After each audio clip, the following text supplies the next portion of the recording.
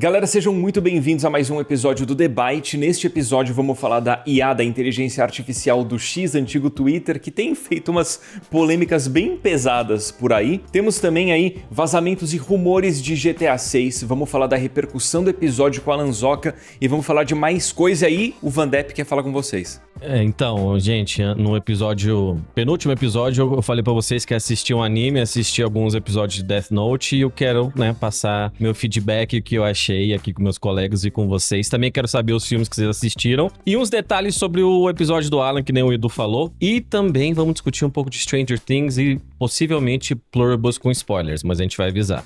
O que é isso? Ghost in the Shell. Mais anime não, né? Não, esse aí eu ouvi falar bem, mas calma. Chama a Alura aí pra nós, Edu. Vamos lá. A Alura, galera, tá com promoção de até 26% de desconto. Ótima oportunidade para quem tá querendo começar uma nova carreira em tecnologia ou aprender mais do assunto. A Alura tem cursos excelentes, tem planos de carreira com curadoria humana. Vale a pena conferir. Tem QR Code na tela, link na descrição. E na hora de se matricular, usem o nosso cupom que é TheByte para mais desconto.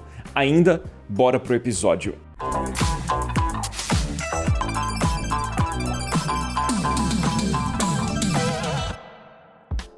É isso aí, pessoal, começando mais um episódio do Debate, trazendo um novo capítulo dessa novela entre Elon Musk e Twitter, dessa vez envolvendo agora a inteligência artificial da plataforma, que é o Grok. A equipe que comanda a plataforma, que comanda o X, decidiu limitar a capacidade de criação de imagens e edição de imagens também dessa inteligência artificial, por conta de um motivo que, honestamente, pra mim é absurdo, é difícil, assim, acreditar que a gente chegou nesse ponto. O Van Depp já vai explicar, inclusive. Essa mudança não veio à toa, não veio da cabeça dos criadores da IA, muito menos da galera do X. Veio por conta de algumas lideranças de países como Índia, Reino Unido e outros países da Europa que estavam ameaçando banir a plataforma do Elon Musk por conta do que estava acontecendo. Van Depp, explica aí o que é que gerou essa mudança nas políticas de uso do Grok, a restrição do uso da inteligência artificial do Twitter para edição de imagens e criação de imagens apenas para usuários premium, antes também de ouvir aí a opinião do Edu a respeito desse assunto bizarro que a gente está vendo agora com a rede social do Elon Musk. Enfim, obrigado, Davi, mas quando a gente comenta inteligência artificial, acho que quem acompanha o debate sabe minhas opiniões sobre isso e eu não tô aqui para tentar repetir os mesmos argumentos. O que aconteceu com o Grok, negócio simples, mas absurdo, que as pessoas simplesmente estavam despindo as mulheres. Bota essa mulher pelada, bota essa mulher de biquíni, qualquer pessoa. As pessoas reclamavam, as mulheres, evidentemente, e o Grok ia lá e fazia e todo mundo ficava em cima disso. E o próprio Elon Musk, né, que é um leão. Eu nem vou mais falar que ele é teu amigo, Davi. O cara é tão escroto que nem, né? Você é uma pessoa legal, mas... Terminei a amizade com ele já há um tempo. Porque essa aí eu acho que foi a gota d'água pra você, cara. Mas ele é um leão pra combater as coisinhas dele? Não, olha, censura, não sei o quê, mas... vamos permitir que uma inteligência artificial simplesmente deixe as pessoas peladas. E eu também achei muito estranho. Eu vi um tweet, até antes da gente gravar, um cara pegando a filha do Cristiano Ronaldo, que é tipo, deve ter 6 anos, 7 anos. Mostra ela com 30 anos. Tipo, por quê? Por que você tá projetando? Então é uma nojeira tão grande, absolutamente tão grande, que justamente quando a gente fala de inteligência artificial, cara, não dá pra analisar de forma isolada, sabe? Num vácuo. O contexto é tudo, como sempre. Então, às vezes a gente tem conversas, né? A gente teve aquela conversa da campanha publicitária do Cellbit, que foi um dado usado, e que tudo bem, é uma imagem feinha lá. Eu sei que isso não é muito sério, mas eu acho que quando a gente começa a chegar nessas coisas, o limite foi totalmente ultrapassado, sabe? É uma questão que é uma tendência das coisas piorando. Eu não sei se vocês se lembram, tinha umas imagens muito toscas de inteligência artificial que eu tava vendo no Facebook, que era tipo, o menino fazendo um cavalo de cenoura, ou um menino em cima de um pato de lata de Coca-Cola, e os velhos no Facebook acreditando. Isso tem só 1 ano. E eram umas imagens que qualquer pessoa normal, vamos dizer assim, sabia que era inteligência artificial. Agora, em menos de 1 ano, as coisas mudaram totalmente. E essas imagens parecem reais, né? Então, a gente tá chegando no ano de eleição aqui no Brasil, e a gente vai aceitar isso, cara? A gente vai simplesmente achar que isso aí é normal, que a gente não precisa combater isso, que o Elon Musk tá certo. Tem os casos que a gente falou de roubar artista, mas eu acho que a inteligência artificial tá redefinindo tudo. E assim, como muitas coisas no mundo hoje, é meio, assim, me deixa um pouco tonto até de como que a gente combate, como que a gente faz, como que a gente luta contra isso. E eu, sinceramente, não sei mais, porque essas pessoas encarregadas das plataformas não estão nem aí, cara. Eles derrubam direitos de imagem ou, sei lá, eu já postei um clipe de futebol da Premier League no Twitter. Olha esse gol, gente. Ele cai em 20 minutos. Mas essas imagens, o Grok tava lá também, não aconteceu nada. Então, eu realmente não sei muito mais o que comentar, a não ser mostrar minha indignação de novo aqui pra vocês. Mas eu acho que eu tô com mais medo do futuro de qualquer coisa, cara. Porque a gente fala de inteligência artificial e todo mundo sabe, né, o que eu penso disso. Mas se fosse só, vamos maximizar pesquisas... Legal, cara. Para pesquisa parece ser muito legal, né? Porque o Google, o que for, qualquer plataforma que a gente usava, tinha ficado muito fraco, era tudo patrocinado. Fazer uma pesquisa para estudar um negócio, para ter, vamos achar um cupom desse site. O negócio te mostra tudo organizadinho, legal. Ele não tá interferindo com nada humano, mas na hora que você começa a despir pessoas sem consentimento delas, cara, a gente entrou num momento muito, muito, muito perigoso. E eu acho que falta indignação geral, assim. Eu acho que tem gente que fala, nossa, que chato, mas como tudo é ruído nesse mundo, ninguém faz nada. Eu não sei se você viu esse caso, Edu, que você pensa disso. Eu sei que vocês são mais adeptos à inteligência artificial do que eu. E tudo bem, né? A gente fala, vocês fazem pro teu trabalho e tal, mas parece que tudo que a gente vê em relação a isso tá piorando. Por isso que eu falei, não dá pra discutir esse assunto num vácuo, cara. Não é só um negocinho, é tudo. E a evolução dessa tecnologia tá cada vez mais assustadora. Eu não sei o que vocês acham. Eu acho que a indignação, ela tem que ser forte e ser não só em relação aos usuários que estão gerando essas imagens, porque, pelo amor de Deus, você não tem noção nenhuma, né, de valores éticos e você não tem noção nenhuma de empatia, de você dar esses comandos para a inteligência artificial. E assim, como assim essa inteligência artificial está programada para de fato gerar essas imagens? Como que não existe uma moderação? Como que não existe uma maneira de impedir que isso aconteça? Porque no fim das contas é um usuário dando um comando que a inteligência artificial não deveria fazer e ele consegue. No fim das contas, eu acho que tem que partir para a legislação. O que é muito triste, porque quando você precisa de uma lei para forçar que algo imoral aconteça, é porque as pessoas perderam os seus valores. As pessoas não têm integridade e a gente precisa de uma imposição. E o ideal é que não precisasse dessa imposição, que fosse senso comum, né? Tipo, eu não vou despir alguém, né? É meio que óbvio, né? E tipo, é engraçado quando os caras pegam uma foto de galera, tira o cara com a menor piroca da foto. Aí aparece a foto sem o amigo. Mas assim, cara, tipo, é idiota e ok. Mas quando você começa a despir pessoas, assim, é bizarro.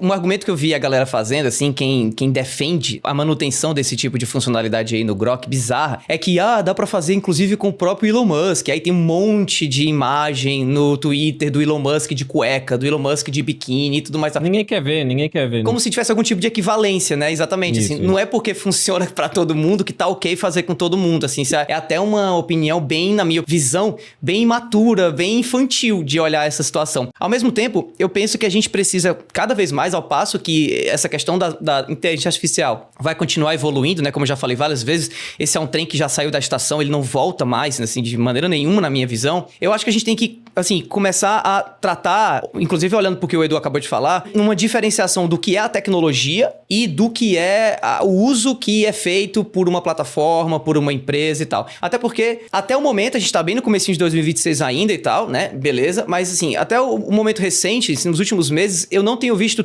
tanta polêmica envolvendo outras plataformas relacionadas à criação de imagens e tudo mais, como a gente tinha visto até pouco tempo atrás. Não significa dizer que isso não está acontecendo. Inclusive, ano passado, eu lembro muito bem daquela polêmica que rolou entre a OpenAI e o estúdio Ghibli, que deu mó imbróglio jurídico e tudo mais. Aparentemente foi resolvido, mas enfim, assim.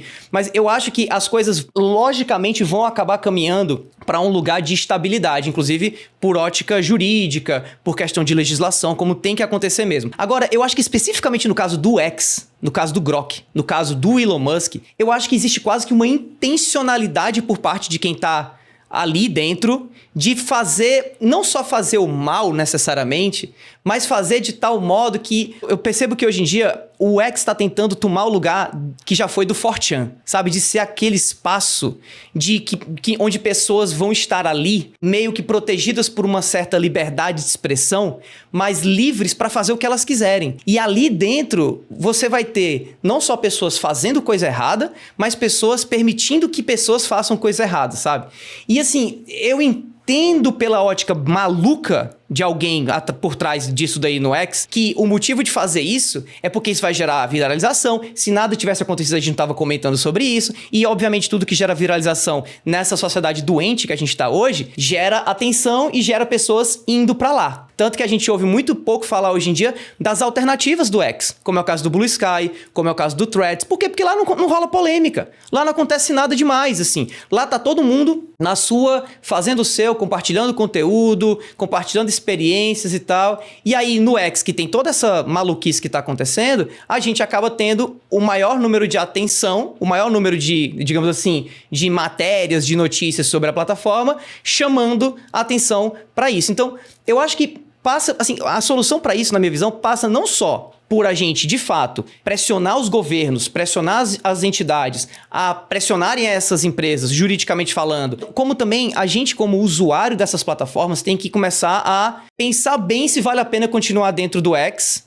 em relação a para que você usa aquela plataforma ali, sabe? Eu fico me perguntando, inclusive, de pessoas que curtem a gente aqui no debate, como é que é utilizar hoje em dia o Blue Sky, como é que é utilizar hoje em dia o Threads em relação ao X. Eu tô no Blue Sky, eu tô no X e eu tô no Threads. Eu uso muito mais o X pela familiaridade que eu tenho com a ferramenta. Não necessariamente por tudo que a gente vê e tudo que a gente discute aqui no debate em relação ao uso de inteligência artificial lá. Eu praticamente não uso o Grok dentro do X, né? Não uso a inteligência artificial da plataforma. Eu uso para outras coisas a plataforma. Mas eu fico me perguntando, será que não valeria a pena, quem sabe, migrar para o Blue Sky, migrar para o Threads? Vocês já pararam para pensar nisso? Sim, você, Vandep, Edu?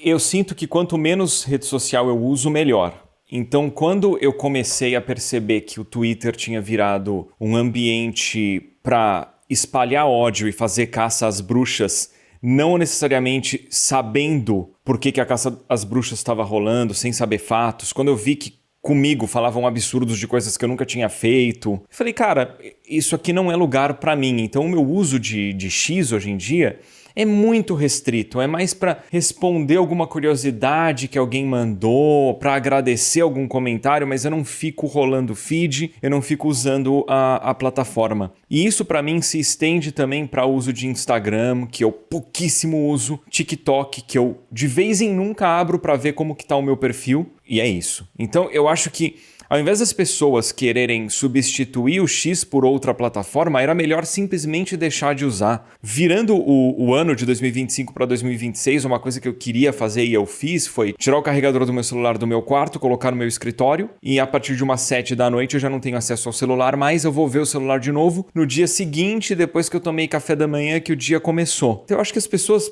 bom, não precisa ser drástico, mas eu acho que vale a pena fazer isso que eu estou fazendo de usar cada vez menos o celular, porque você ganha qualidade de vida, você ganha produtividade com isso. 1 hora a menos que você usou o celular por dia, 1 hora a mais que você tem para fazer coisas que te fazem bem, ao invés de te deixarem vidrado numa tela que dificilmente agrega. Mas não sei o que o Vandep pensa. Sobre redes sociais, eu uso o Threads lá, né? Até porque quando você tá no Instagram, às vezes ele sugere alguns tweets que seja deles mesmo, né? Só que eu acho muito fraco, eu acho o algoritmo bem ruim, eu acho que eu já falei, eu quando abri o Threads, eu dei like num negócio sobre Uber. Aí toda vez que eu entro, já tem 1 ano e meio, sei lá, que tem o Threads, tem algum tweet sobre Uber, né? Não, eu acho que é um algoritmo muito fraco. Mas eu gostei muito do que vocês dois falaram. Primeiro, Edu, sobre a falta de senso, né, e consenso comum, que eu acho que é algo que acontece no mundo hoje, né? Tipo, existe uma banalização da vida no geral. Às vezes a gente vê alguém morrendo, sendo assassinado por ciúme, sei lá, né? A gente tem uma onda de feminicídio, coisa assim. E a gente, tipo, não, beleza, mereceu porque trocou mensagem com outra pessoa. E assim, eu acho que a gente tá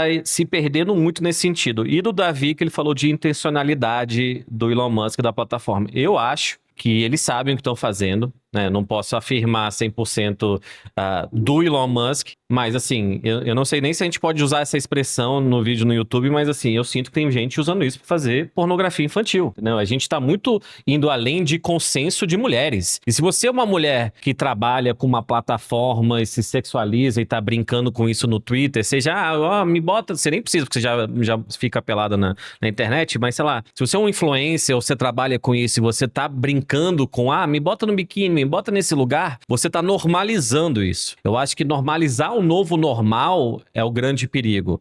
De novo, o meu problema com inteligência artificial é tudo que engloba ela. Não é, que eu falei, pesquisa, não é que se puder ajudar a gente a curar doenças, câncer, que a gente já falou, seria ótimo, mas eu não vejo também intenção, Davi, do pessoal e das pessoas que têm poder em ajudar, né? Eu até tava vendo uma entrevista e falando sobre Mark Zuckerberg, esse pessoal, tipo, parece que todos eles têm bunker na Nova Zelândia, né? Todos, né? O Zuckerberg, o Elon Musk, todo esse pessoal. Pra que eles estão se preparando? Por que eles estão se preparando? Tipo, esse é o mundo que eles querem viver, eles querem mais poder, eles querem que a gente brigue mais. A gente vê o presidente dos Estados Unidos também fazendo essas coisas e cada vez mais, assim, esticando a corda e a gente fica puto, mas nada acontece em relação a nada, seja político, seja essas coisas. Então eu acho que a normalização disso é o grande perigo. E eu acho que esse pessoal, sejam ricos, seja quem for, contam com a nossa apatia, contam com o que a gente vai achar que é ruído, né? Então, assim, muita gente morre de medo de se posicionar politicamente. Em parte eu entendo, porque, cara, seja no auge da pandemia, não, porque esquerda, direita, desculpa, mas falsas equivalências muitas vezes é o que fazem a gente chegar no estado que o mundo tá hoje, assim, achar que é tudo da mesma ladainha, do mesmo saco, e não é. Tá? Não é. Então você tem que saber em quem você vota, você tem que saber quem bota em poder, você tem que questionar essas empresas, você tem que usar suas plataformas. E a gente não quer ficar trazendo assunto sério assim, cara, mas não tinha como ignorar, por mais que isso aconteceu mais no final do ano, tudo isso que estava acontecendo, entendeu? Então, eu me lembro que lá pelo dia 30, tava no auge esse negócio, né, de botar as mulheres em biquíni, porque agora deu uma castrada, e eu fui ver, por curiosidade, porque eu vi um tweet sobre isso, a mídia do Grok, né, porque o Grok tem um perfil no Twitter, fui ver mídia. 100% das mídias geradas que eu vi eram mulheres de biquíni ou peladas. 100%. Não teve nada pra gerar outro tipo de imagem. Ou seja, esse pessoal novo, incel, que já tá na internet, assim, eles não enxergam mulheres como pessoas, e eu acho que isso no geral, que nem eu falei, eu acho que existe uma banalização da vida e da morte também, que parece que toda vez que eu vou falar de inteligência artificial, eu especificamente, porque cada um aqui tem uma opinião, parece que eu tô exagerando, né? Até quando a gente falou do Selbit, mas vocês estão falando só de um dado, e tem gente que usa pra caramba inteligência artificial, que você vê que fica super defensivo, o que esses caras estão reclamando?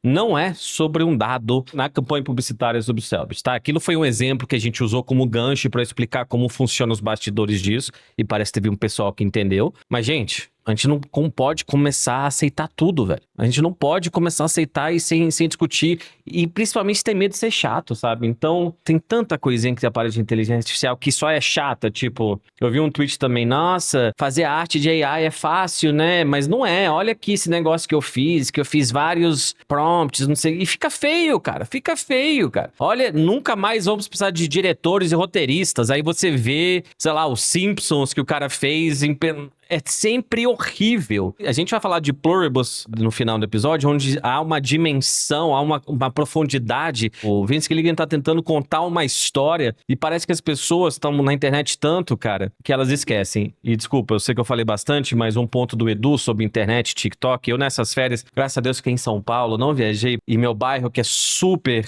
né, barulhento, tava vazio, ai, que delícia. E eu fiquei mais no TikTok que eu gostaria, cara. E às vezes do nada, eu tô cozinhando, lavando louça, aí eu ligo um TikTok, fico ouvindo, aí eu vou responder uma mensagem do Edu de trabalho, aí eu clico no Instagram, porque a gente, né, até a repercussão do episódio do Alan. Aí do nada eu tô no Reel, cara, e eu sou um homem de 40 anos, então eu não sou imune a nada disso, redes sociais, essas coisas, por isso que a gente sempre tem que ficar de olho. Então eu gostei do que você falou, a partir das 7 horas da noite, evitar o celular, eu também tento deixar celulares em outro cômodo. Pluribus justamente foi a série que eu consegui assistir sem mexer no celular. Mas eu fico indignado, eu acho que isso fica muito claro e eu acho com razão, sabe? Do meu ponto de vista, assim, eu tento muito partir, mesmo que seja só do ponto de vista individual, para uma solução. Por isso que eu tenho questionado muito se eu fico ou não no X. Eu lembro que a gente teve, alguns anos atrás, eu não vou mencionar o nome do canal, mas a gente teve um caso na esfera da criação de conteúdo do YouTube Brasil e tal, com um canal que fazia muito conteúdo tóxico a respeito de games, não vou mencionar o nome nem nada, mas quem sabe, sabe. E esse canal, ele se valia de uma certa liberdade de expressão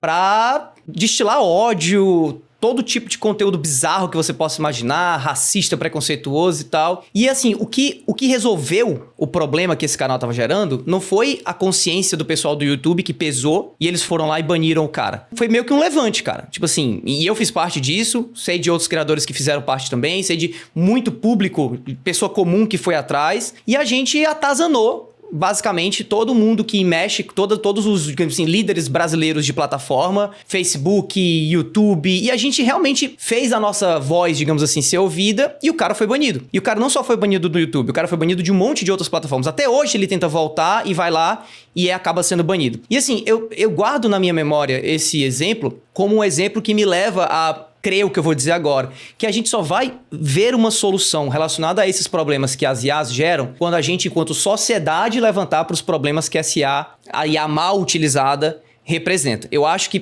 quem me conhece sabe aqui no debate há muito tempo, eu não sou contra a IA, a tecnologia. E eu sei que o Van Depp também não é, eu sei que o Edu também não é, no sentido que eu vou dizer agora. A gente é contra o mau uso, que infelizmente tem sido a tônica, que infelizmente tem sido que a maioria das pessoas de poder que trazem essas IAs para o mercado, os donos dessas plataformas, os donos dessas empresas, acabam deixando que aconteça, né? A IA sendo utilizada de uma maneira negativa. Mas a partir do momento que nós, enquanto usuários dessas IAs, usuários das plataformas que usam essas IAs, começarmos a nos revoltar, e revoltar não significa, galera, ir pra rua não, tá? Levantar piquete, placa, não necessariamente significa isso, significa você realmente... Às vezes precisa também. Também, mas assim, pra mim é muito efetivo também você voltar com a sua carteira, né, como se diz, né, você sair daquela plataforma, você deixar de pagar aquela plataforma, você deixar de, sei lá. Então assim, eu faço muito isso com conteúdos que me desagradam. Por exemplo, eu não assino Netflix, a gente vai até comentar mais à frente sobre Stranger Things, eu não gosto muito do conteúdo da Netflix. Aqui e acolá eu assisto alguma coisa que tem na Netflix, assisto, porque obviamente que nem todo mundo que tá na Netflix produz o tal conteúdo Netflix que eu vou explicar um pouco mais à frente quando a gente for comentar de Stranger Things. Mas eu não assino Netflix, não é porque todo mundo assina que eu vou assinar. Né? Por quê? Porque se aquilo que tá naquela plataforma não me agrada em termos de conteúdo, eu prefiro assinar o Crunchyroll, né? Que tem anime e tal, que, assim, me agrada mais do ponto de vista de conteúdo. Então, se eu sou assim, com a minha predileção por uma plataforma de consumo de mídia, por que eu não sou assim em relação a algo que eu vejo numa plataforma que eu não concordo? Eu venho me questionando se vale a pena eu continuar no X, continua sendo uma ferramenta extremamente útil pra mim, pro meu dia a dia, mas eu não sei se assim, eu nunca fui usuário do 4chan, não é agora que eu vou me tornar um usuário do novo 4chan só por conveniência, só por preguiça de ir para uma outra plataforma, sabe? E eu não sei, eu acho que vale a pena a gente pensar um pouco nisso também. Eu queria saber até do pessoal dos comentários, quem utiliza o X, quem utiliza o Blue Sky, quem utiliza o Threads, se realmente existe algum tipo de equivalência, se quem tá no X, por exemplo, já pensou em sair por conta disso ou não. Eu acho que vale a pena a gente elevar essa discussão sempre como a gente faz aqui no debate, para não só a gente reclamar daquilo que merece ser reclamado, mas também pra gente poder pensar em soluções que, através da nossa voz, que é uma voz que tem cada vez mais peso, né? Chegamos aí à marca de 100 mil inscritos, a gente possa de fato influenciar pessoas de maneira positiva, como a gente tem sempre feito desde o começo, quem acompanha a gente sabe, né? Eu conheço bastante gente, cara, que parou de usar o X, o Twitter e tal, a própria Carol Costa que teve com a gente aqui, o Pedro Falcão, um amigo meu que eu até vou mencionar quando eu falar sobre o Death Note e os animes. Conheço muita gente mesmo, tipo, que você vê o Mount, que até comentou a gente no episódio do Alan, né? Caiu a qualidade do canal e tal. Eu vejo, você vai no perfil dessas pessoas, não tô mais por aqui. O próprio Alan, era uma das perguntas que eu tinha pro Alan, que a gente fez pro Leon também, né, do que ele acha das redes sociais e tal, mas até a gente ficou um pouco sem tempo. O Edu também, né, o Edu, tipo, teve uma época que você falou, cara, vou pagar todos meus tweets lá e de vez em quando divulgar meu trabalho. Eu uso o Twitter, quando vocês veem que eu posto, 90% pra divulgar o debate, assim, 90%. Porque lá tem uma discussão que é diferente, cara, que nos stories ou nos comentários de um Reel não vai ter. O YouTube sim tem uma discussão, mas lá você se abre pra novas pessoas, então acaba ainda sendo a melhor plataforma. Só que assim, uma frase que eu já usei também, a revolução não se faz de estômago vazio, sabe? Então não adianta se martirizar, e não tô falando especificamente nesse caso, né? Se martirizar por nada. Então, se o pessoal quiser também, sei lá, vamos em conjunto, todo mundo parar de assinar Netflix, tô dentro, vamos todo mundo parar de assinar isso, vamos todo mundo sair, cara, eu acho que falta organização nesse sentido, e claro, cada um vai fazer o que quer fazer, mas eu acho importante sim usar a nossa plataforma que a gente falou, gostei que nem eu disse do que vocês disseram, quero saber a opinião do chat. E pra finalizar, esse é meu negócio com inteligência artificial. Porque às vezes parece que eu só tô, tipo, não, respeitem os artistas. E de fato, parem de roubar artistas, porque artista é foda. Mas é muita coisa, cara. É o que tá por vir que é o que mais me assusta. E a gente cada vez vê exemplos disso, cara. Cada vez mais, assim. Se antes era só o Facebook, o cavalo de cenoura que enganava as pessoas, cara. Em ano de eleição, né? Não sei, agora com vídeo chamada, não sei se vocês viram o caso da mulher no Rio Grande do Sul que foi no aeroporto buscar o Brad Pitt. Que ela tava recebendo mensagem de vídeo do Brad Pitt falando, oi, dona Selma, não sei o quê. E aí ela tava lá, coitada, assim, tipo, eu tenho pena de idoso às vezes, sabe? Às vezes idoso faz muita besteira, mas nesse caso, cara, a mulher se sentiu humilhada e não sei o que passa na cabeça dela de achar que o Brad Pitt vai vir pro Brasil e tudo bem, mas assim, eu acho que é totalmente desenfreado, desregulado e ninguém faz nada sobre isso. Voltando ao ponto inicial do Davi de intencionalidade, eu acho que não é por acaso, não só o Elon Musk, como umas pessoas no poder, por isso que não tem regulamentação de nada e fica tudo por aí mesmo e vida que segue, né? Mas combatam, gente. Combatam e não se deixem levar por, não, isso aqui é chato, política é chato. A gente tem que continuar a luta sempre, sempre. Galera, a gente tem mais coisa para discutir. Vamos antes só mencionar que no Boletim Nuvem, aqui... Mencionar o que do Boletim Nuvem? Transição horrorosa. Deixa, Walter, por favor. Cupom DEBYTE para 10% de desconto em títulos selecionados de PC, por exemplo, coletânea de Darksiders. Tem mais coletânea, tem coletânea de Mega Man, tem coletânea de Uncharted e muito mais. Confiram que vale a pena, QR Code na tela, link na descrição. Davi, o que a gente vai falar agora? Vamos falar de GTA 6, hein? 2026 é ano de GTA 6, ou será que não, né? Isso por quê? Porque durante aí o podcast, muito legal, inclusive não tinha ouvido esse podcast ainda, recomendo aí o pessoal do Button Mash, pra quem curte podcast em inglês sobre games. O Button Mash, ele é um podcast do pessoal do The Ringer, que a gente até já comentou aqui no debate, que é uma empresa de mídia que o Spotify comprou e tal. Enfim, o Button Mash, que é esse podcast de games, ele trouxe ninguém mais, ninguém menos que o Jason Schreier, que é basicamente, eu acho que hoje o jornalista de games mais respeitado que a gente tem atualmente. E lá ele revelou que GTA 6 não estaria ainda com todo o seu conteúdo finalizado e que ninguém da Rockstar consegue afirmar com certeza, segundo o Jason Schreier, se o jogo vai realmente sair em novembro desse ano ou não. Ele disse assim, eu não me surpreenderia se saísse agora no final do ano, mas muita gente lá tem ainda muito trabalho pela frente. O jogo ainda nem entrou na fase de bug fixes, ou seja, na fase em que o jogo tá completo, tá finalizado e agora a gente tá só, né, os desenvolvedores da Rockstar estão só indo lá atrás de resolver bugs. Ele disse também que existe uma pressão interna muito forte em cima da Rockstar, do pessoal da Take-Two, em fazer com que GTA 6 saia perfeito, porque segundo o próprio Jason Schreier, o valor de mercado da Take-Two depende muito do resultado de GTA 6, né? E aí, antes de continuar falando sobre esse assunto e passar a palavra pra vocês, essa semana também rolou aí algumas novidades sobre GTA 6, incluindo vazamento massivo de informação a respeito do jogo, que não tem nada a ver com o Jason Schreier. Eu vi na rede social pessoas confundindo, como se fosse o Jason Schreier que tivesse vazado dados sobre o jogo. Não foi um outro cara, foi um leaker, inclusive, que já é um leaker bastante famoso, porque ele foi o cara que revelou o nome do Jason e da Lucia, mas eu falo mais sobre isso mais pra frente. Eu queria perguntar primeiro pra vocês aí, o que é que vocês acham a respeito dessa notícia do Jason Schreier de que talvez GTA 6 não saia em 2026 e que o jogo ainda não tá nem content complete, ou seja, todo o conteúdo do jogo ainda não tá finalizado, ainda não tá, digamos assim, na build atual do jogo. Edu, o que você acha disso depois do Van Depp? Tá, em primeiro eu queria só falar um pouquinho desse lance do Content Complete, só pra galera entender do ponto de vista de desenvolvimento de games, e se algum desenvolvedor quiser usar o campo de comentários pra elaborar melhor, a gente até agradece porque não somos desenvolvedores. Mas pra galera que entende um pouco menos de desenvolvimento de games, o jogo, em primeiro, ele tem que ter tudo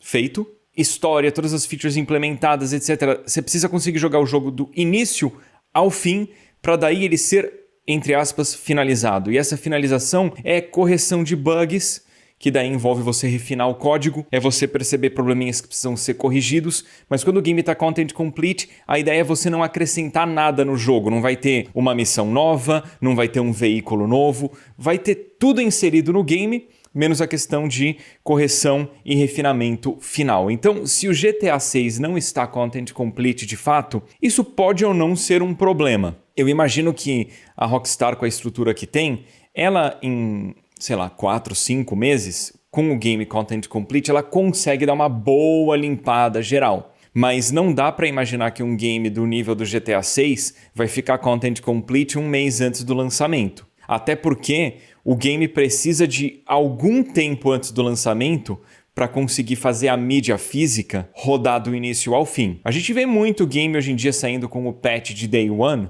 mas ainda assim o game tem que ser jogável na mídia física do início ao fim para essa mídia física ser prensada, né? Vamos ver, cara, é difícil a gente ficar opinando muito em cima de rumores. Eu acho que o jogo sai no fim de 2026, sim, mas até aí a gente achava que ele ia sair também no último possível lançamento, que era maio, sei lá, desse ano, né? No fim das contas, eu só quero que esse jogo saia bom. Quando ele sair, pouco me importa. Eu acho que quem tá mais preocupado de quando o game sai tem que ser acionista, né? É verdade. Eu entendo o que você quer dizer de acionista, mas assim, a expectativa criada quando você, depois de 10 anos, anuncia um trailer em 2023 para um jogo em 2025, que talvez saia em 2027, aí eu acho que você já tá... Entendeu? Você já tá ultrapassando os limites, e o que eu já brinquei aqui até com o próprio Davi, assim, foi a única vez que eu dei crédito pra uma empresa grande, e olha o que acontece, né? Pra quem não nos acompanha, a gente teve react em tempo real, né? Se eu não me engano, uns 5 episódios atrás, que a gente tava gravando, e foi quando anunciou o último atraso, né? Pelo menos até agora. Só que assim, a gente trouxe essa pauta justamente porque você falou do Jason Schreier, é um cara com muita credibilidade, né? E eu concordo com o Edu de, assim, eu dei uma brochada, então eu já meio que parei de pensar, né? Porque antes assim, não, cara, maio vai ter GTA 6, então vou fazer meu planejamento dentro da minha agência, negociar com as empresas que tem patrocínio, com o Edu, com o Funk, com o próprio Alan, que seja, que vão fazer e tal. Agora é tipo assim, meio que esqueci. Meio que esqueci. Quando sair, saiu. Claro, fica um pouquinho de antecipação, porque tem esse efeito no nosso trabalho, né? Não é só essa questão de querer jogar. Eu, que nem eu falei um tempo atrás, eu voltei a jogar a campanha de GTA V, eu parei, mas eu tô com uns 45%. A gameplay em si, sem ser dirigir, é muito repetitiva, mas a história é super bem desenvolvida, como todo mundo sabe, né? Eu gostei ainda mais, assim. É engraçado, porque eu era bem mais novo, né? Eu tinha 12 anos mais novo quando saiu o GTA V, então me identificava mais com o Franklin. Agora eu sou totalmente o Michael. Só não tenho filho que é loser e tal, mas até os estresses dele eu entendo. O Trevor um pouco menos, mas todo mundo tem um pouquinho de Trevor, né? Mas, cara, sei lá, velho, eles, eu acho que estão com medo justamente de lançar o jogo e não tá 100%.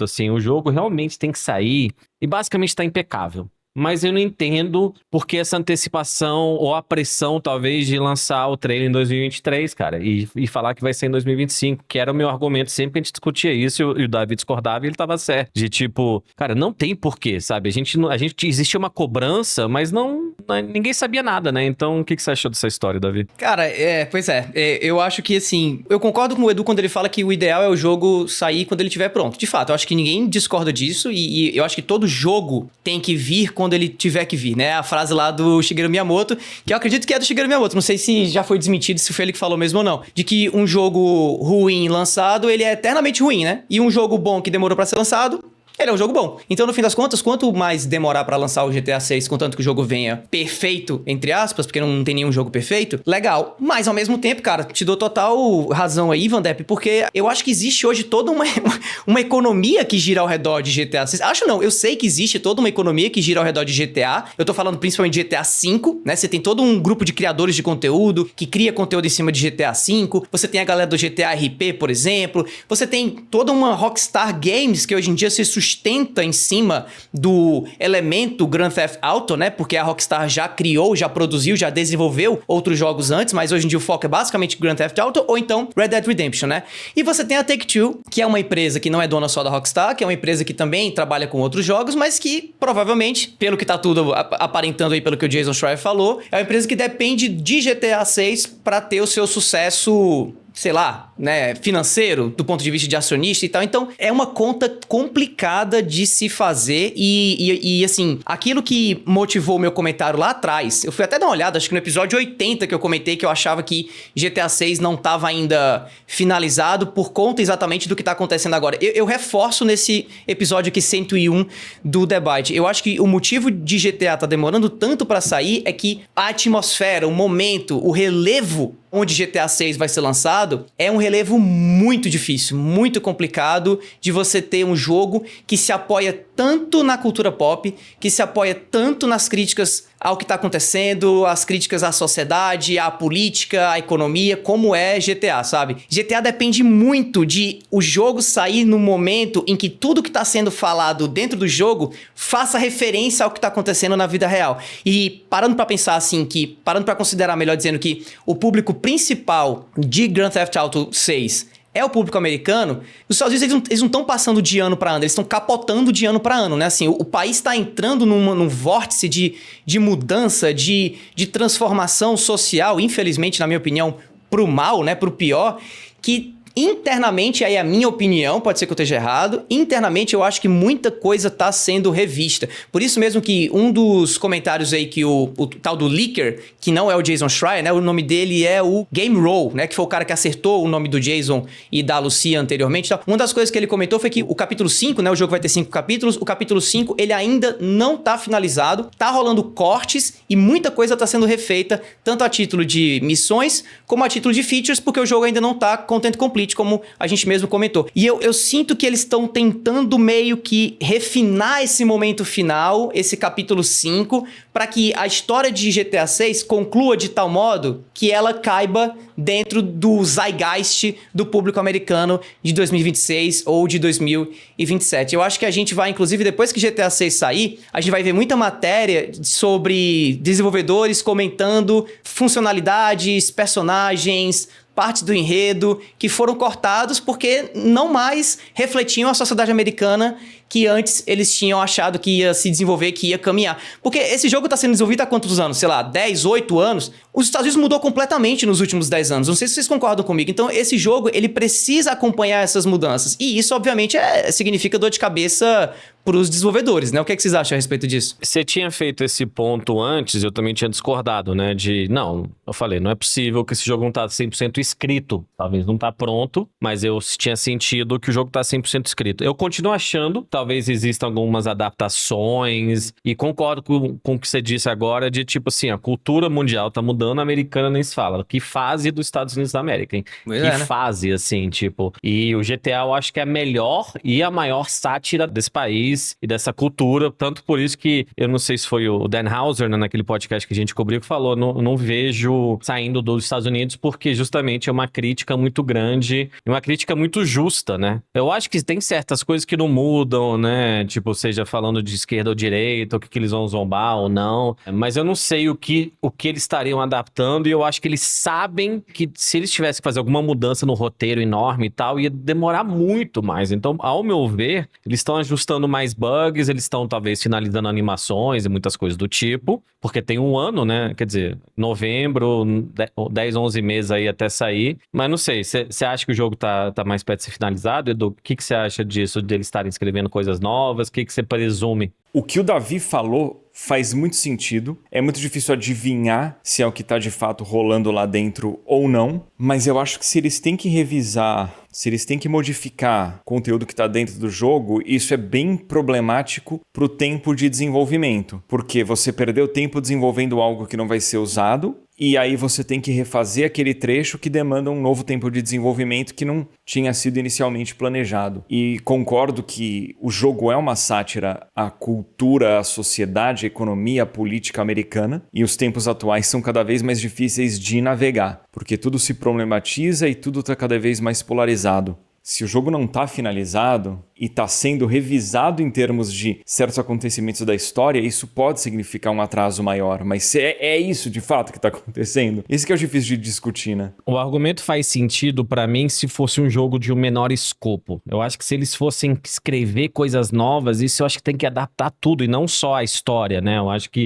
tem tanta coisa, cara, que eu acho que não é nem viável. Mas vamos esperar, cara. Vamos ver se vai sair um trailer aí os próximos meses. Vamos ver se sai alguma coisa, mas, né, é estranho mesmo. Quem que vocês acham, assim, que... Porque uma coisa que a gente não conversa tanto a respeito de GTA 6, e a gente foca muito na parte de criação de conteúdo e dos criadores que podem ser afetados com isso, mas falando dessa história de toda a economia que existe ao redor de GTA, algo que tá começando a virar praxe desde que GTA foi anunciado lá em 2023, né, saiu o primeiro trailer, é essa história dos estúdios ficarem meio que fazendo uma certa dança, né, de quem adia jogo, de quem lança jogo, de quem anuncia jogo ao redor de GTA 6, né? Quem que vocês acham que se beneficia mais com GTA 6 sendo adiado pra 2027, talvez? E eu digo isso de adiar até porque o Jason Schreier trouxe no podcast dele que o ano fiscal, né, das empresas nos Estados Unidos e tal, ele vai até março. Então, segundo o próprio Jason Schreier, se adiar, provavelmente adia dentro ainda dessa janela de ano fiscal. Então, adiaria pra fevereiro, março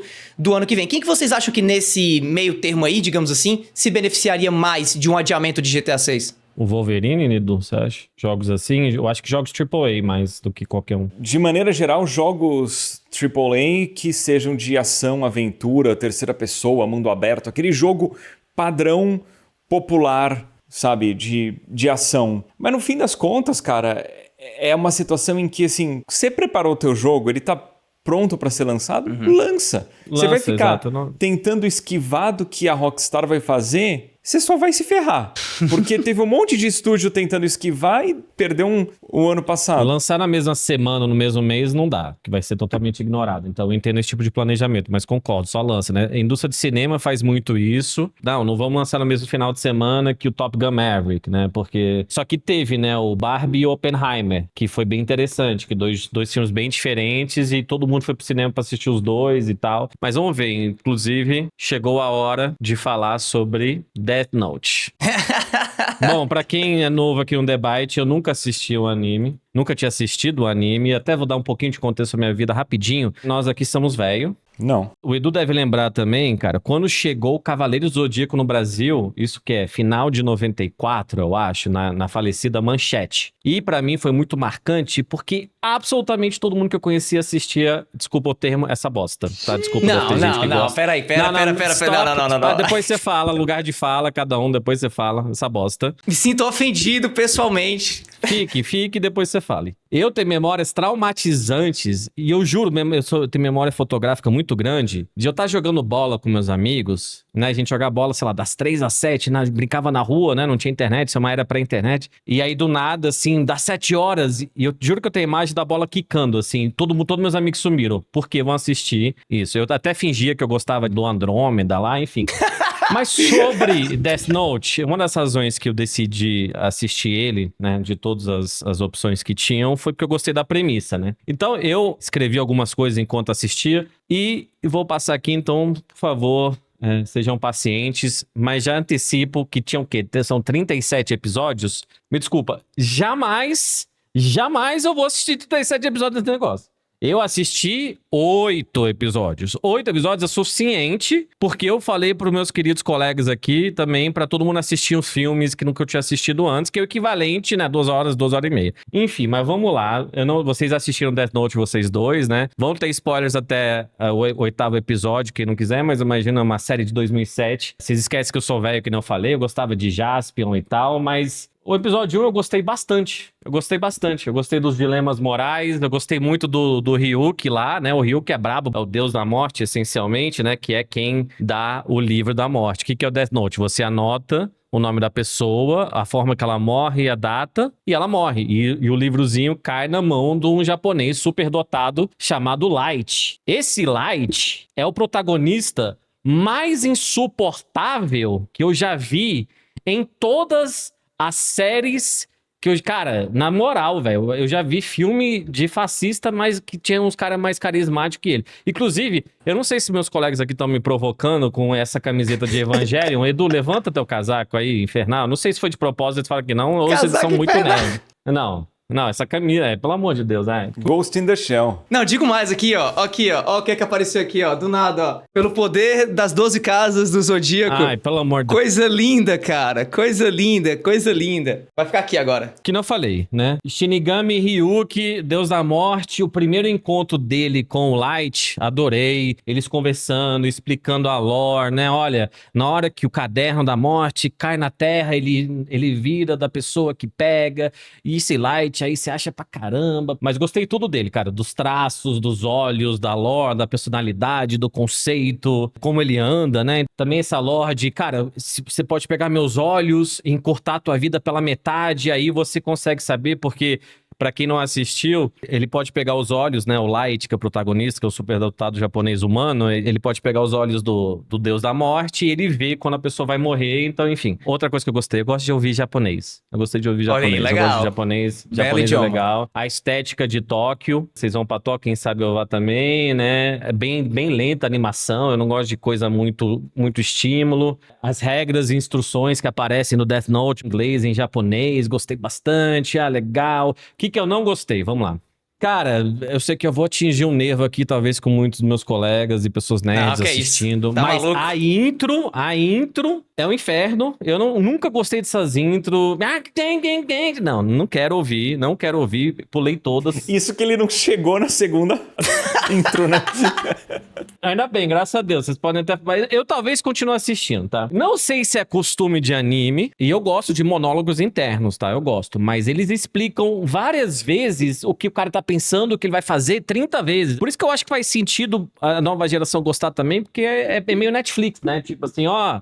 Tá tudo muito digerido. Olha, o que a gente fez foi isso. Mas isso é Death Note. Isso é bem característico de Death Note, tá? Por isso que eu tô perguntando se não é Death Note ou é anime, Não. porque eu achei que ia ter mais profundidade, né? Novamente, protagonista absolutamente suportável. Você acha demais, baixa a bola, Light, Kira, qualquer que você quer ser chamado, baixa essa bola. Não, porque... Não, pelo amor de Deus, mal escrito. Eu acho que quem escreveu Death Note nunca imaginou que uma mulher teve algum pensamento normal, assim. As mulheres, até os 3 mulheres que eu vi nesses 8 episódios, umas mulas inacreditáveis, assim, sem nenhum tipo de camada, né? Um inferno, assim, pelo amor de Deus, gente. Saiba escrever mulheres melhores. Eu gostei, sim, que fala de tudo, moralidade, poder, né? Também gostei um negócio nos primeiros episódios que é bem midiático, né? De 2007, e é antes do Twitter. Mas até tem uma hora que o L, né? O nome do cara, do detetive é L, que interessante, enfim. Ele engana o Light através da mídia, né? Tipo, ele faz uma transmissão só pra cidade dele, pra, né? Pô, muito boa essa parte do anime. Isso é muito demais. legal. Então, isso que eu tô falando, isso é muito legal. Falei, interessante, né? Então, muito midiático. Coisas que viralizam, justamente o L usa um logo, sabe? Então, uma coisa que nesse sentido envelheceu bem. Mas assim, cara, eu falei com o meu amigo, o Pedro Falcão, que nem a gente já falou aqui, que trabalhou na Vice, ex-BBB, trabalha na Rogue Snail, que nem já falei, fez o Relic Hunters. Enfim, ele é o cara que, um amigo meu antigo, é o cara que eu mais falo de cinema e tal. Aí na hora que eu falei que tá assistindo Death Note, ele mandou até um video note, né? Que ele, putz, cara, os caras te falam pra ver Death Note. Aí ele tinha falado um que muita gente nos comentários falou, Cowboy Bebop. Ele falou, muito bom também. Te conhecendo, você ia gostar muito mais de Cowboy Bebop. Eu falei, porra, Falcão, tu podia ter falado antes. E também um que eu tinha notado, que eu inicialmente, vou ser bem sério, quando eu falei que assisti Death Note inicialmente, eu achei que era um filme. Eu não sabia que eram 37 episódios. Akira, ele falou, posso assistir Akira, que dos anos 80, que aí é um filme que parece ser mais camadas. Talvez eu assista ainda, tá? Mas eu acho que é isso. Ghost in the Shell é filme também, tá? Ghost in the Shell ele falou também. Eu conhecia Ghost in the Shell por causa da Scarlett Johansson, não que eu vi aquele filme dela, velho. Não, vê o original. Mas Ghost in the Shell, se eu não me engano, inspirou Matrix também, né? E alguns animes e tal. Então, tipo, eu entendo que existe uma linguagem muito interessante. Death Note, eu assisti um episódio por noite, aí eu assisti 6, aí eu parei um pouco, aí assisti 2 justamente ontem à noite pra estar mais fresco tudo na minha mente. Não sei se vocês querem considerações dentro do que eu falei. Eu sei que eu falei muito, mas é pra isso que servia. Vocês gostam? O que vocês gostam e não gostam de Death Note? Eu quero saber a opinião de vocês. Anime não é nenhum gênero, assim. É mais do que isso, assim. É uma plataforma. Dentro de anime, você vai ter animes que tem uma vibe mais pulp, como Cowboy Bebop. Cowboy Bebop, cara, tem, assim, referências de Quentin Tarantino e coisas desse tipo, música e tal. E você vai ter coisas um pouco mais, sei lá, um pouco mais pop, um pouco mais, assim, apelativas. E eu nem acho que Death Note entra tanto, assim, mas Death Note... O motivo de Death Note ser um anime bom pra as pessoas em geral começarem a acompanhar é porque ele é um anime muito próximo de uma série da Netflix, por exemplo. Existem muitas séries da Netflix que você bate o olho e fala assim, pô, essa série foi inspirada em um anime parecido com Death Note ou com o próprio Death Note. Então, talvez se Death Note não te agradou, vale a pena você ir pra outro anime como é o próprio Cowboy Bebop, como é o caso, por exemplo, de Evangelion, que tá aqui. Cavaleiros do Zodíaco, e aí eu tenho que fazer aqui a defesa do Cavaleiros do Zodíaco, o melhor anime de todos os tempos. Cavaleiros do Zodíaco é uma parada de nostalgia, sabe? Assim, eu nunca vou defender o roteiro de Cavaleiros do Zodíaco, os personagens de Cavaleiros do Zodíaco.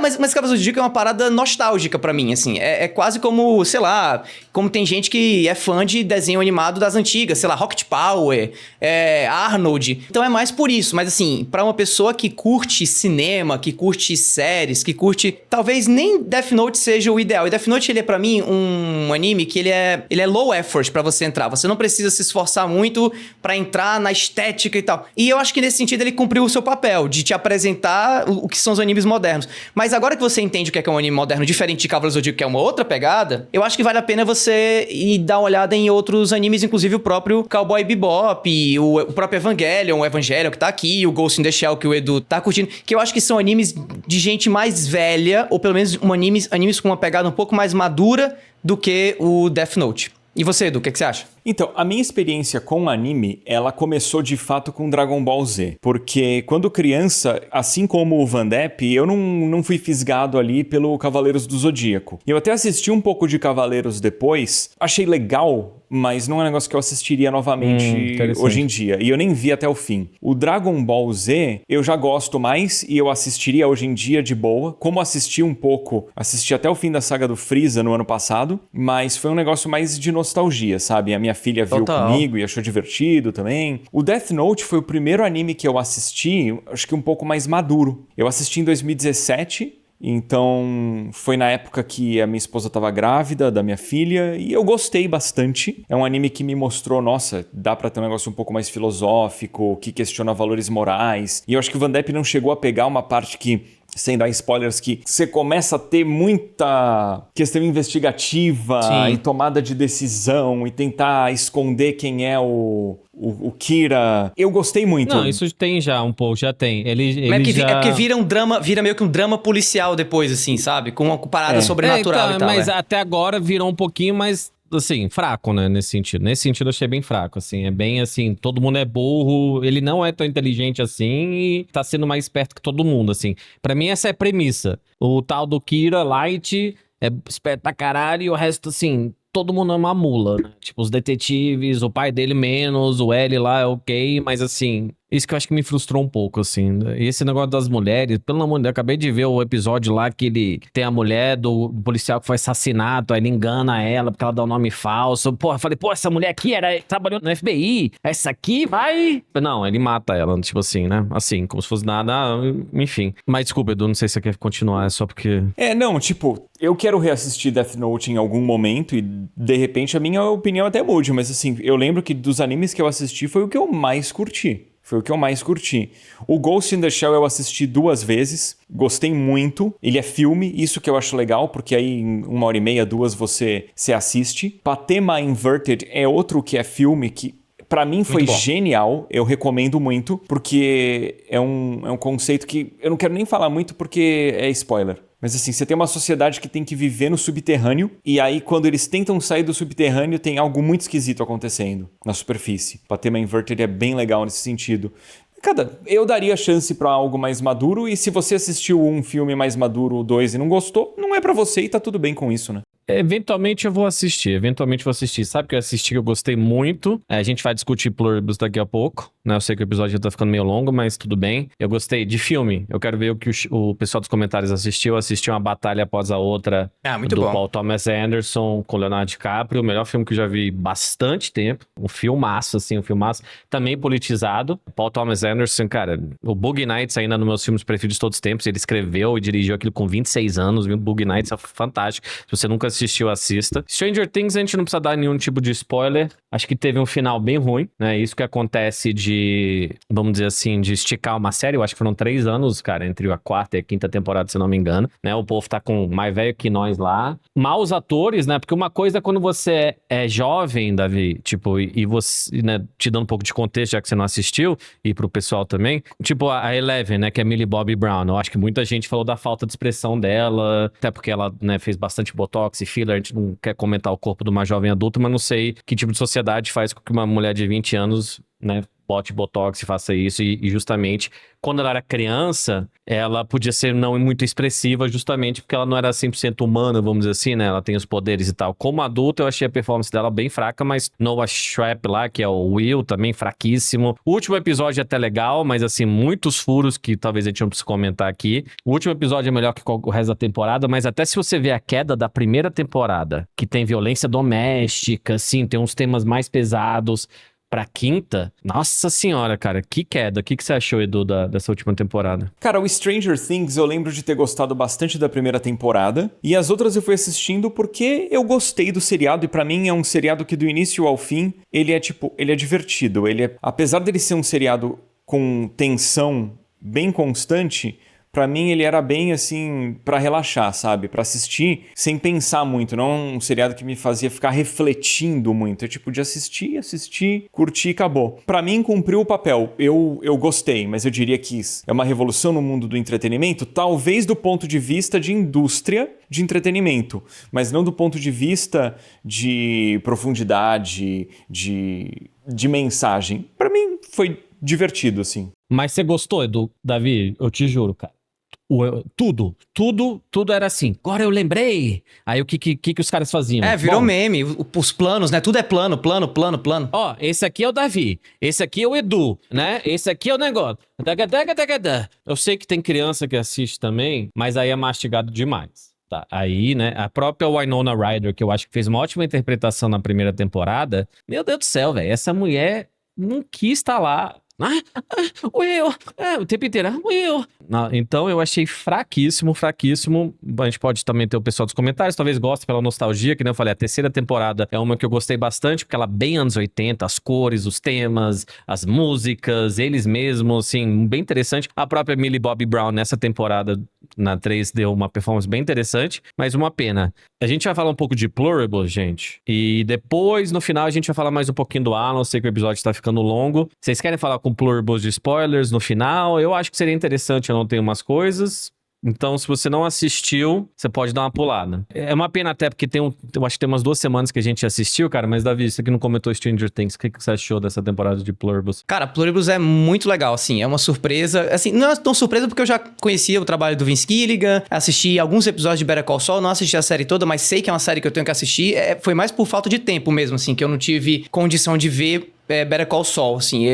Eu assisti back to back o Breaking Bad, foi uma das melhores séries de todos os tempos, na minha opinião, assim, amei do começo ao fim a série, recomendo pra Deus e o mundo, e pra quem você não conhece ainda, se você nunca assistiu Breaking Bad, assista Breaking Bad, pra mim é incrível esse trabalho. Mas depois que passou o Breaking Bad, eu fiquei meio que sem tempo de me dedicar tanto a uma série como eu me dediquei a Breaking Bad, por isso que eu perdi o trem, digamos assim, do Better Call Saul. Calma aí, você não assistiu Better Call Saul? Assisti alguns episódios, não todos. Eu acho Better Call Saul melhor que Breaking Bad. Muito melhor que Breaking Bad. É evolução técnica. E eu não discordo nem discuto, eu acredito que seja mesmo. É só por falta de tempo mesmo, assim. Eu mesmo não sou um cara muito ligado em série. Eu assisti Pluribus agora, quase que meio que numa sorte, assim, porque me pegou no momento em que eu consegui me dedicar toda semana a assistir os episódios, sabe? Até o próprio questão de anime, por exemplo, muitas vezes eu espero o anime inteiro acabar pra ir assistindo os episódios um atrás do outro, e como são episódios de 20 minutos, mais ou menos, acaba sendo uma coisa mais rápida pra mim. Então, Pluribus foi uma feliz surpresa no ano passado e agora no comecinho do ano, porque eu assisti o último episódio agora no comecinho do ano. É uma série fantástica, o roteiro impecável, assim como os outros roteiros das outras séries do Vince Gilligan. Já conhecia a atriz, né, por conta do Better Call Saul, mas assim, pra mim, virou uma das minhas atrizes favoritas. Adoro o carisma da falta de carisma dela, digamos assim, porque na verdade ela é extremamente carismática, mas ela tenta fazer, né? Você sabe por que ela tá na série, né? Só rapidinho, um pouco de contexto. Ela é uma das protagonistas de Better Call Saul. Não, então, e exato. Ela é muito boa, por isso que ele escreveu a série pra ela, né? Então... Ela é maravilhosa. E eu acho muito interessante porque Pluribus fala sobre os tempos que a gente vive hoje, pra mim de uma maneira muito inteligente, sem ser tão direto, sem ser tão... É uma alegoria muito, assim, sofisticada do momento que a gente tá vivendo, sabe? E eu prefiro hoje em dia esse tipo de conteúdo, esse tipo de série, do que aquela série que eu percebo que ela tá tentando me passar uma lição de moral, ela tá tentando me fazer sentir de um jeito. Eu acho que até esse é o mal um pouco das séries do Netflix hoje em dia, porque como o Netflix ele tenta, digamos assim, atender a todo toda digamos assim, a massa de população da face da Terra, eu noto que você não tem tanta variedade de conteúdo ali dentro como seria o certo, como era inclusive no começo da Netflix, e o que você encontra cada vez mais é meio que uma pasteurização, tudo meio que tudo fica igual. Eu sinto que muita coisa da Netflix é meio igual, assim, as séries são mais ou menos iluminadas da mesma forma, os roteiros são meio parecidos, eu pelo menos tenho essa percepção, por isso que eu não assino mais Netflix hoje em dia, eu prefiro muito mais HBO Max, Prime Video e tal. E Pluribus trouxe de volta pra mim essa história do tipo assim, cara, essa aqui é uma série que mesmo ela fazendo referências ao mundo real, ela é uma série que se sustenta sozinha, sabe? E eu achei isso muito interessante. Então é uma série que eu assisti do começo ao fim, recomendo pra todo mundo que assistiu. Também assisti junto com a minha esposa, ela também gostou. Nós gostamos de séries diferentes, a gente tem gostos diferentes, mas ainda assim a série me atraiu demais. E tô ansioso pra próxima temporada. Agora digo mais, não é uma série que eu queria que durasse muito. Pra mim, eu acho que na terceira temporada seria fantástico se ela se encerrasse. Porque eu percebo que não é que não tenha conteúdo pra durar mais de 3 temporadas. Muita série diz que vai ser só 3, 4 temporadas e depois estende. Lost é um grande exemplo disso. Então, eu torço que isso não aconteça com Pluribus. Mas assim, gostei demais. Recomendo muito, muito mesmo. O Pluribus, pra mim, foi um seriado que me prendeu muito. E eu fiquei ansioso para que saísse cada episódio até o fim. E é uma série que ela causa um desconforto e você fica constantemente tentando compreender o que aconteceu e por que aconteceu. E mesmo quando vem resposta, você continua refletindo para onde que a série vai e o que é certo, o que é errado. Não sei, eu gostei bastante. Eu tô muito confuso ainda de para onde que a série vai e também de como interpretar a cena final do último episódio. Eu acho que ela dá algumas possibilidades interessantes. Eu gostei muito. O conceito de ficção científica, né? O primeiro episódio é muito um episódio clássico de ficção científica, né? Mas é basicamente a série Invasion of the Body Snatchers, né? Que é aquele filme Ladrões dos Corpos, né? Que eu acho que é em português. Que se fossem bonzinhos, né? Bonzinhos entre aspas, que eu acho que a gente pode se aprofundar um pouco nesse tipo de discussão, justamente, né? Essencialmente, inclusive, a gente falou que o Vince Gilligan odeia AI, que a gente conversou, né? Que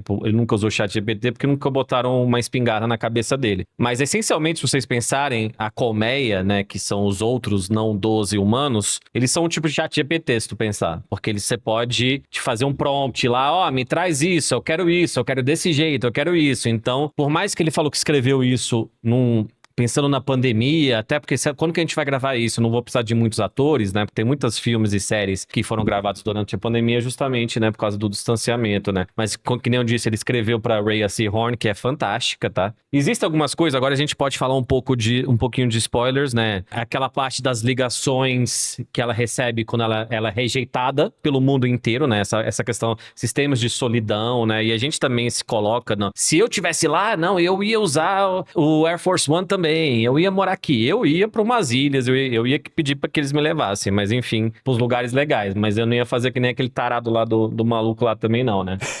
Mas aquela parte e aquele episódio que foi justamente o amigo do Davi, o XQC, não gostou, falou que a série é muito lenta, que foi a reclamação, que por que ela tá ouvindo toda vez aquele, né, voicemail lá, e justamente isso é um teste pra gente, a Carol é tão ansiosa, e ele também tá testando a gente, e vários ganchos pra atriz, pra Rhea Seehorn interpretar cada vez que ela liga lá e quer pedir um negócio pra ela ter que esperar 15, 20 segundos para as respostas, ela também dá outro tipo de interpretação. Então até isso, né? Eu acho que o Vince Gilligan falou, vamos dar uma desacelerada aqui, tem aquele episódio que o Manussos, né, que também é interpretado pelo Carlos Manuel Vesga, se eu não me engano o nome dele, que é muito bom, paraguaio, né, o personagem que ele dirige do Paraguai até os Estados Unidos, eu acho que aquele episódio lindíssimo. Ele com aquele carro, um cara muito correto, achei, tipo, a série realmente muito fantástica, sabe?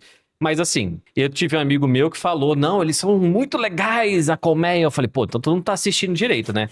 Agora, então, um spoilerzinho do último episódio, tá? Pra quem não assistiu, spoilerzinho do último episódio. Aquele momento inicial onde a menina é transformada pra colmeia, sabe? Que tem todo o ritualístico, que tá a mãe e a tia dela. Você vê que é tudo manipulação, tá? Então, você vê que tudo é manipulação. Tem uma hora antes, não sei se vocês pegaram isso, que ela tá fazendo carinho numa cabra, né?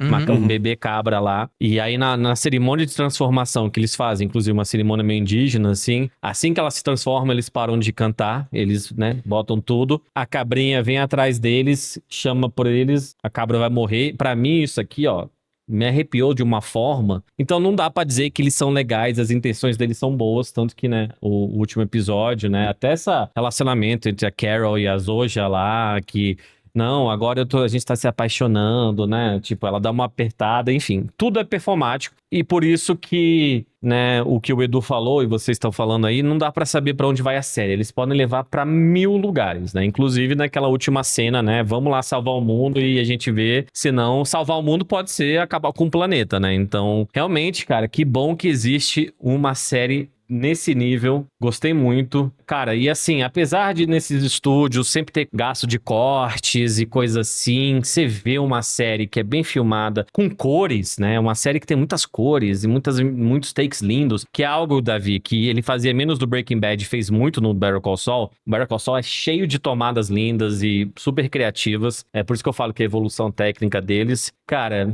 que coisa linda, né? A gente inclusive viu o trailer da Odisseia, do Nolan. Que bom que temos pessoas assim, que podem pegar orçamentos e que eu acho que o público quer. Esse é o ponto também que eu quero finalizar isso. O público quer coisa assim, a gente não quer só Netflixação das coisas. A gente quer coisas com camadas, a gente quer pensar, a gente quer coisas bem feitas. Só que os estúdios parece que se recusam a fazer isso, né? Bom, sei que o episódio ficou longo, a gente queria agradecer a repercussão do episódio do Alan, que foi gigante, né? A gente conseguiu trazer o Alan aqui. Só queria clarificar algumas coisas. A gente não precisa, mas a primeira, o Alan não recebeu, tá? Porque muitos comentários, nossa, recebeu muito dinheiro pra estar lá. O Cabum não pagou o Alan pra estar aqui, tá? Eu fechei com o Cabum depois que eu tinha acertado o convite com o Alan. O Cabum queria trabalhar com a gente há muito tempo, a gente até já mencionou isso aqui. E tanto que eles patrocinaram o episódio 98 também, e faz muito sentido. Cabum e Nuvem são patrocínios do Alan, por que não tê-los, né? A gente é esperto. Como que a gente conseguiu, tá? Pra finalizar, ter a Lanzoca no nosso, né, pra fazer o primeiro podcast. Foi genial, foi genial. Sabe o que eu fiz um negócio revolucionário? Eu perguntei pra ele. E aí, Alan, quer participar do debate? E ele falou sim. Foi basicamente isso, né? Claro, a gente teve essa ideia e a gente pensou nisso muito por um tempo, e aí eu só falei com ele depois da minha viagem lá pra Londres, até pra, né, ó, quando você quiser a gente grava, se quiser que a gente corte, a gente nem cortou nada, né, a gente não cortou nenhum tema. Até falei com o Edu, né, se quiser reforçar com ele, dar essa tranquilidade, só que o Alan eu acho que gostou, cara, ele falou que leu bastante comentário, ele falou que ficou muito feliz, eu mandei um comentário, obrigado, principalmente, tivemos muito comentários de mulheres e do que o Alan significa pra elas e pros filhos, e de psicólogas e pessoas LGBT, sabe, foi bem bonito mesmo. Eu não sei se vocês querem falar, eu sei que eu tô falando há muito tempo aqui, mas o que vocês acharam da repercussão aí? Eu imaginei que é um episódio que iria performar bem, porque o Alan move multidões, e eu acho que a gente conseguiu ter um papo legal com ele em que ele se sentiu confortável. Eu acho que foi também uma oportunidade para eu expressar coisas que normalmente não são assunto aqui no episódio, porque eu também sou um criador de conteúdo já há bastante tempo. Não me surpreende que o episódio tenha performado bem, não me surpreende que tenha gente que tentou criar teorias malucas de por que ele participou do nosso episódio, no nosso podcast. Eu acho que ele simplesmente sabia que ele está num ambiente em que ele podia ser ele mesmo e se comunicar com tranquilidade, com confiança. Ele me conhece há muito tempo, o Vandep agencia ele. O Davi, você chegou a conhecer o Alan pessoalmente também, né? Conheci na Retrocon. Muito brevemente, assim, mas conheci. E o Alan acompanha o debate, então acho que ele sabia que ele ia se sentir confortável. Então, eu acho que é isso. Eu fiquei feliz que a gente conseguiu chegar nos 100 mil inscritos e que o episódio com o Alan deu uma força pra isso. Muito bom. Tipo, foi muito bacana. Eu sou muito grato pelo episódio que a gente gravou com ele. Eu sou muito grato pelo que a gente tá construindo aqui. E um ponto que eu acho legal, assim, da gente reforçar aqui, e assim, pra mim sempre foi uma questão muito clara na minha visão, e acho que de vocês também, quando a gente começou o debate desse jeito, e eu acho que só se fortalece e vai acabar influenciando outros criadores de conteúdo, que eu acho maravilhoso também, porque eu acredito muito nisso, que é o formato que a gente faz o debate, assim. Eu gosto muito e, assim, sou um dos caras que mais cuida para que esse formato continue sendo desse jeito, né? Nós aqui dessa maneira, fazendo da forma que a gente faz, com a duração que a gente faz, com as inserções que a gente faz. Esse episódio do Alan foi o episódio que mais teve inserção, inclusive. Eu que trabalho isso muito junto com o nosso querido editor, o Holter. Então foi mais de 220 inserções, né? 200 e lá vai pedra. O Holter vai colocar aqui na edição.